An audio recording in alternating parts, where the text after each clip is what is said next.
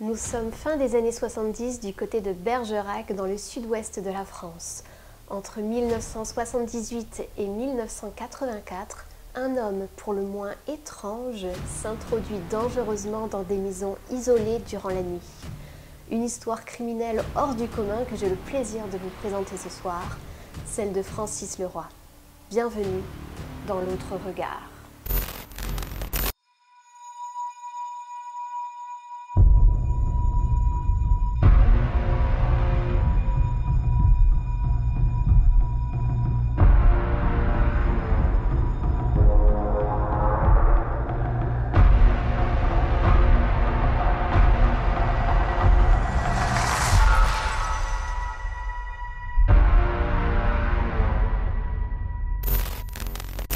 Le 1er décembre 1978, le jour décline alors que Jean-Pierre rentre de l'école. L'adolescent passe le pas de la porte et se fait immédiatement surprendre par un homme armé, un bas sur la tête. Incertain, Jean-Pierre se dit qu'il s'agit peut-être d'une blague. Un copain de lycée tente sûrement de lui jouer un tour, mais très vite il comprend que ce n'est pas le cas. Ses jours peuvent être comptés, d'autant qu'il est absolument seul à la maison. Personne pour lui venir en aide. Traîné jusque dans sa chambre, il se fait alors attacher avec du ruban sparadrap. Et là, le jeune homme remarque que ce type parle avec un accent bizarre, un peu espagnol. Les deux parents rentrent tour à tour à la maison et ils se font eux aussi ligoter par l'homme dont ils ne connaissent assurément pas les intentions. Tous les trois ligotés et bâillonnés dans la chambre, ils observent, ils tendent l'oreille.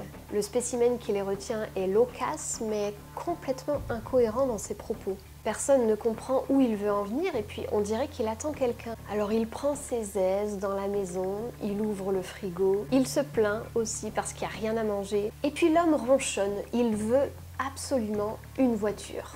Et pourtant, 6 longues heures passeront avant qu'il ne décide de claquer la porte de la maison. Il a dérobé une montre, un briquet, mais absolument rien d'autre, rien qui n'ait une grande valeur. Et puis il aurait pu voler la voiture familiale, mais non. Tout ça pour ça. L'affaire sera alors classée sans suite car impossible de dégoter la moindre piste, l'homme reste introuvable.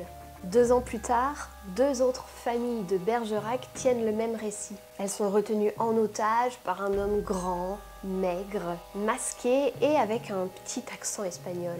Elles ajouteront aussi que l'homme dégage une certaine odeur de sous-bois. Mais l'histoire reste la même. Les gens sont séquestrés plusieurs heures durant par un homme qui ne semble pas avoir de mobile. Et pareil, il parle de son besoin d'avoir une voiture qu'il ne prendra finalement pas, puis il part, emportant avec lui quelques broutilles volées. Personne ne comprend rien. Il se fait oublier à nouveau pendant 2 ans avant de reprendre les séquestrations fin 1982. Il se fait désormais appeler le Fou de Bergerac en lien avec un roman de Georges Simenon. Mais cette fois-ci, l'intrusion se passe au petit matin.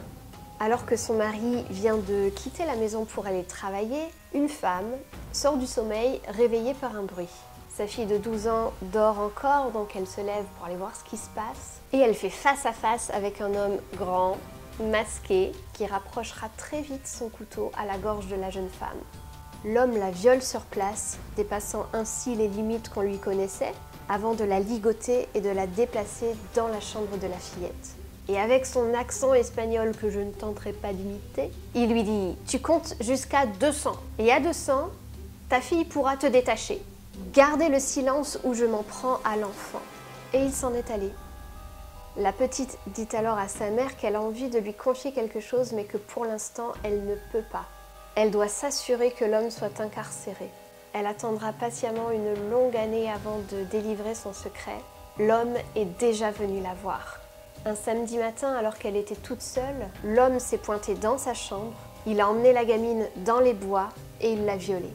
Le bourreau la ramène alors à son domicile, menaçant de tuer ses parents si un jour elle osait parler de l'horreur qu'elle venait de subir. L'homme recherché est maintenant accusé de 2 viols et de plusieurs infractions pour le moins stupides. En août 83, il récidive chez une autre famille, alors en train de dîner sur la terrasse de leur maison. Affublé d'un poncho et d'un masque de vieillard, il se jette alors sur eux, une carabine à la main. Et comme à son habitude maintenant, vous le savez, Il ligote les 3 adultes présents alors que les enfants sont déjà couchés. Donc, il les installe dans une chambre, il demande une voiture, tout en marmonnant une espèce d'histoire sordide, et il attend le reste de la famille, à savoir la belle famille de la jeune femme ligotée. Il ne devrait plus tarder maintenant. Et à leur arrivée, les choses vont prendre un autre tournant. Malgré la mise en garde de la mère de famille, la belle-mère va entrer dans la maison et pousser un hurlement en comprenant la situation. Le beau-père, lui, amiral avec déjà 3 guerres à son actif, il en a vu d'autres. Et là, il remarque que l'arme que l'agresseur tient dans sa main ne peut tirer qu'une seule fois, un seul coup. Alors, il se jette sur lui, les 2 hommes commencent à se battre, et là, un coup de feu retentit. Le bras de l'amiral est traversé par la balle. Le criminel, lui, s'enfuit et abandonne son arme sur le chemin. Et lorsqu'elle est retrouvée, aucune empreinte n'apparaît, l'homme portait des gants. Mais par contre, on peut maintenant réaliser un portrait robot de l'homme recherché. Parce que pendant la bagarre, le beau-père, amiral, a été en mesure de voir une partie du visage du bourreau caché sous le masque de vieillard. Alors, il aurait les cheveux bruns, un peu bouclés dans le cou. Mais voilà, l'amiral décrit un type du pays. En gros, un type bien du coin. 4 mois plus tard, alors que le coupable court encore, une autre famille va signaler une séquestration semblable. L'homme leur demande de l'argent, des papiers et les clés de la voiture. Mais, fait étrange, il va ordonner au couple réveillé en pleine nuit de prendre un papier, un crayon et d'y inscrire « Vive les vacances, vive la liberté ». Vive les voyages. Et le mec disparaît encore. 1 mois plus tard, le revoilà à Lambrasse, un petit village non loin de Bergerac. Et lors de cette journée pluvieuse, une ado de 18 ans rentre chez elle. Donc elle emprunte l'entrée du garage et l'homme est déjà sur les lieux. Bon, il lui saute littéralement dessus, l'entraîne dans une chambre, l'attache et il attend, comme d'habitude, le reste de la famille. Et là, la jeune fille va remarquer un détail physique chez cet homme qui servira au cours de l'enquête. Effectivement, il a un handicap au niveau de la main droite, il lui manque 2 phalanges. Comme dans un scénario répétitif, la mère de famille entre à la maison, se fait ligoter, attacher et l'homme lui demande les clés de sa voiture. Et alors que tout le monde est enfin rentré à la maison, tout le monde est ligoté, le téléphone se met à sonner. L'homme va désigner la jeune ado et lui enlever donc son bâillon pour qu'elle puisse répondre. Il lui ordonne de répondre au téléphone. Il lui dit d'expliquer à son interlocuteur que sa maman n'est pas là, qu'elle est partie chez des amis. Mais de l'autre côté de l'appareil, un ami de la famille remarque que sa voix est un peu chevrotante, elle n'est pas comme d'habitude. Les réponses données ne sonnent pas justes. Alors il se dit, non, il y a quelque chose qui ne va pas, je vais aller voir sur place. Alors il débarque chez ses amis et en ouvrant le portail, il tombe nez à nez avec le bourreau. Les 2 hommes se battent et là, on ne sait pas exactement ce qu'il s'est produit, puisqu'on rappelle quand même que le reste de la famille est enfermé à la maison. Mais environ 30 minutes plus tard, la police arrive, se fait entendre. La famille qui est à l'intérieur ne sait pas vraiment ce qui se passe. L'ami de la famille est mort de 7 coups de couteau. Le fou de Bergerac devient alors le tueur de Bergerac. Et là, les gens de la région commencent à s'affoler. Ils se disent, clairement, la prochaine victime, c'est moi, hein. C'est nous, c'est notre famille. Et il paraît même à l'époque que les vendeurs d'armes se disaient « Tiens, c'est bizarre, on vend plus d'armes que d'habitude ». Les gens, en effet, voulaient pouvoir se défendre au cas où le tueur ferait irruption chez eux. Et c'est normal, on peut les comprendre. À la radio, on entend des messages de vigilance dans le but de calmer les gens aussi. Attention, derrière la porte, il y a peut-être votre voisin, votre enfant. Ne tirez pas. Ne tirez pas sans savoir qui se trouve derrière la porte. Et les gendarmes n'ont jusque-là aucune piste fiable. Le peu de suspects qu'ils interrogent ne colle pas. Ou alors, ils ont des alibis. Et là, juste pour le fun, ils vont prendre un calendrier de l'époque et ils vont y inscrire toutes les agressions de l'inconnu masqué à l'odeur de sous-bois. Et là, incroyable mais vrai, elles ont toutes eu lieu au moment de la pleine lune. Parfois un jour avant, 2 jours avant ou encore 1 ou 2 jours après, mais en tout cas toujours dans ce laps de temps-là. Pantois, les gendarmes trouvent ça un peu surprenant et donc ils vont en discuter tout bonnement le lendemain en buvant un café avec les collègues. Et l'un d'entre eux travaille d'ailleurs aux renseignements généraux. Il leur explique que sa femme a peur du voisin parce qu'il a déjà été condamné pour une affaire semblable quelques années auparavant. L'homme avait tué une femme un soir de pleine lune. Et en vérifiant les dossiers, les gendarmes remontent jusque dans les années 60 et ils finissent par retomber sur l'affaire. Ils tiennent maintenant une piste intéressante. Et l'homme de l'époque s'appelle Francis Leroy. Donc, flashback en 1964, par une nuit de pleine lune à Saintes, en Charente-Maritime. Donc, le cadavre d'une jeune femme est découvert par un promeneur tôt le matin. Et sur place, les enquêteurs disposent de très peu d'indices pouvant conduire à une identification rapide du meurtrier. Donc, après le départ du mari, sûrement parti travailler, obligeant la jeune femme à le suivre, sans doute sous la menace d'une arme blanche de type poignard. Il s'agissait là d'une agression sexuelle, suivie d'une strangulation. Et le médecin légiste, lui, y fait une constatation intéressante, importante même. Les traces de griffures portées sur la poitrine de la jeune femme, de la victime, semblent provenir d'un gaucher. Mais surtout, l'homme est très probablement amputé d'une phalange. Un témoin, un jeune homme, les avait aperçus. Du moins, il avait aperçu 2 silhouettes serrées l'une contre l'autre, mais il pensait tout bonnement à un couple d'amoureux, tu sais, au loin. Et donc voilà, les semaines passent et puis les mois, et l'enquête tourne en rond. On rappelle qu'à l'époque, dans les années 60, l'analyse des traces ADN et tout ce qui est informatique, c'était pas encore là, quoi. Sauf que 6 mois plus tard, l'assassin récidive. Une nuit de pleine lune, même scénario. Il attend que le mari parte travailler le matin et il s'introduit donc chez un couple. Sauf que là, il tombe sur une femme qui s'est apparemment pas du tout laissée faire. Hein. Elle lui a fait peur. Elle lui a fait peur, je sais pas ce qu'elle lui a dit. Mais l'homme a détalé de chez elle, bredouille. Et en quittant son domicile, il laisse s'échapper au sol des confettis. Ça devait être dans sa poche tout simplement. Et là, la police fait rapidement un rapprochement entre ces confettis trouvés et un bal qui venait d'avoir lieu dans la région. Et rapidement, en fait, ils vont tomber sur le jeune Périgourdin, gaucher et amputé d'une partie de l'auriculaire. Francis Leroy est condamné en 1964 à 20 ans de réclusion criminelle. Aucune sanction antérieure ne figurant à son casier judiciaire, il évite donc la perpétuité.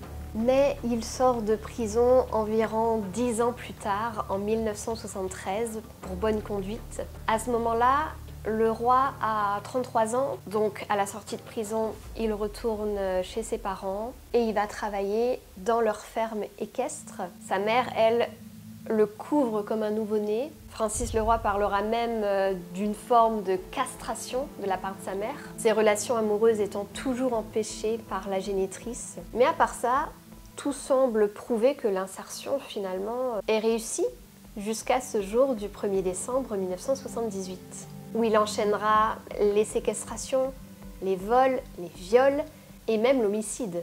Il est interpellé à Périgueux le 30 janvier 1984 et passe aux aveux. Et lorsqu'on l'interroge sur les faits, il se dit habité par un envoûtement de haine, un besoin irrépressible de passer à l'acte. Le roi se dit victime de forces occultes qui, à ces moments-là, le privent de tout libre arbitre. Plus tard, il expliquera dans un entretien qu'il était persuadé que les forces occultes dirigeaient ce monde. L'agresseur a en réalité toujours cru en l'ésotérisme, le paranormal ou encore la parapsychologie. Alors, les enquêteurs, eux, pensent qu'il peut s'agir de dédoublement de la personnalité, garçon attachant le jour, démon pervers la nuit. Et effectivement, on dit de lui qu'il est un homme sympathique, bien élevé, intelligent, tout ça. Le roi confie qu'il avait aussi une maîtresse à Villeneuve-sur-Lot. Et donc, il descendait à Bergerac pour lui téléphoner, pour savoir s'il pouvait la voir. Et lorsqu'elle refusait, il prenait sa voiture, il roulait comme dans un état second. Donc, il allait en campagne et dès qu'il voyait une maison isolée, il y rentrait pour séquestrer les gens. Bon, puisque sur cette chaîne, on parle d'ésotérisme, c'est là que je vais vous emmener. Ce qui est intéressant, c'est de constater qu'il se rend chez ses victimes alors qu'il est comme dans un état second. On pourrait même dire dans un léger état modifié de conscience. Et c'est vrai, lorsqu'on conduit, on entre dans une forme d'hypnose légère. Bon, heureusement, on ne va pas tous commettre des meurtres en état modifié de conscience, on est d'accord, hein? Mais c'est un peu comme quand on fait une méditation. Selon la profondeur à laquelle on entre, pour ceux qui en sont capables, on peut directement avoir accès au monde subtil. Et qui dit monde subtil, dit tout et n'importe quoi. N'importe quelle illusion, n'importe quelle entité qui se présente. Alors voilà, avait-il une connexion particulière avec l'invisible dans ces moments-là, dans ces moments d'errance sur la route? Bon, je vais passer rapidement sur le fait que les actes se déroulent lors des nuits de pleine lune, parce que malgré quelques expertises réalisées sur le roi, le juge d'instruction n'a bien sûr pas été totalement convaincu par la thèse de l'influence de l'astre sur lui. Dans le fond, on ne sait pas si le roi faisait exprès d'agir ces nuits-là en particulier, mais on sait qu'il avait des croyances concernant tout le domaine des mondes invisibles. Donc s'il croit que la lune peut avoir une influence quelle qu'elle soit sur lui, indirectement par l'intermédiaire de sa croyance, il peut le créer. Mais les choses sur lesquelles je voudrais vous amener à la réflexion sont les suivantes. Jusqu'à quel point est-ce que la partie subliminale de quelqu'un peut être dissociée de sa partie physique? On parle souvent d'une incarnation forcée, contrôlée par une entité, des entités. Jusqu'à quel point est-ce que le libre arbitre de la partie physique peut être annihilé? Sur combien de lignes de temps, sur combien d'existences est-ce que la conscience qui incarne le tueur expérimente souffrance d'un côté ou de l'autre, frustration, accusation, enfermement, mort violente, et j'en passe, hein. Et sur combien de lignes de temps est-ce que la partie subliminale a choisi volontairement de vivre une forme de violence? Et est-ce que sur d'autres lignes de temps, voilà, la même situation se présente et les protagonistes ne font que se croiser? Personne ne meurt, personne n'est séquestré, personne n'est enfermé, comme on le voit régulièrement en session HRE, méthode Calogero-Grifasi. La partie subliminale, donc l'âme, la conscience, reliée au corps physique, peut être complètement désintéressée par l'existence en cours. Elle peut être connectée à une autre existence, elle peut être bloquée ou tout simplement complètement inconsciente d'avoir un corps physique. Donc, bien sûr, c'est du cas par cas. Et dans ce cas-ci, la seule façon de comprendre vraiment ce qui s'est passé d'un point de vue ésotérique, d'un point de vue subliminal, énergétique, appelez-le comme vous le voulez, ça serait d'aller voir en état modifié de conscience. Donc sous hypnose, méthode Grifasi.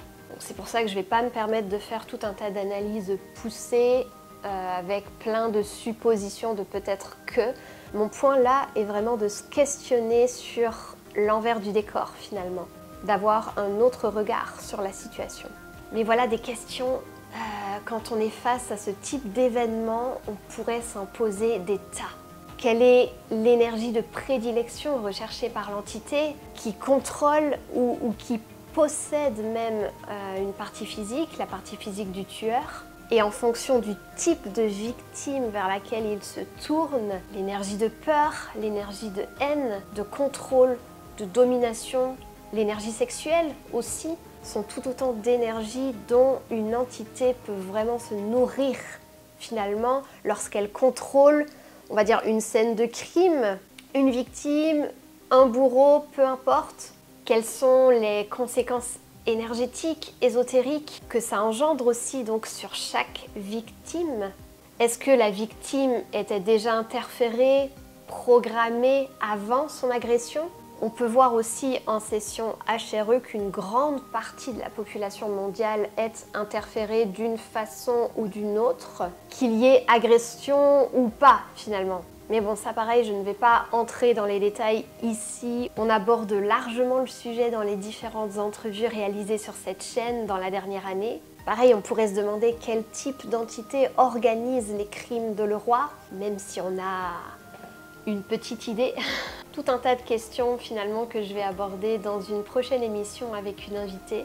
Alors restez à l'affût. Francis Leroy a été arrêté en 2005. Il fait maintenant sa vie dans l'Est de la France et il n'a plus jamais refait parler de lui.